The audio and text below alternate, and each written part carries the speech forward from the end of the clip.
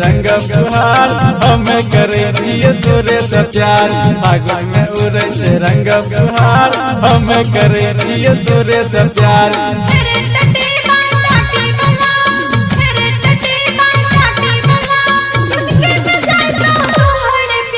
फागुन में उड़े छे रंगम गुहार हम करे छिए तोरे से प्यार फागुन में उड़े छे रंगम गुहार हम करे छिए तोरे से प्यार।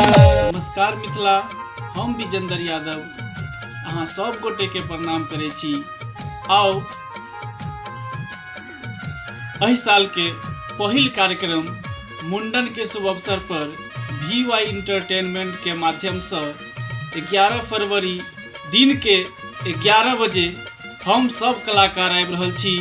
स्थान चौघारा, वार्ड नंबर 8, पोस्ट हरदी, थाना सुपौल, जिला सुपौल, बिहार।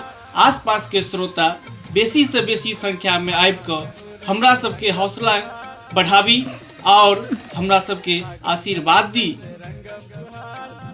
याद रखबे, पता है gram Chaughara, ward number 8, post हरदी, थाना सुपौल, जिला सुपौल, बिहार।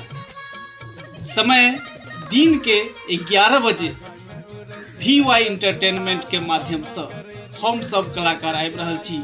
जय मिथिला, जय मैथिली।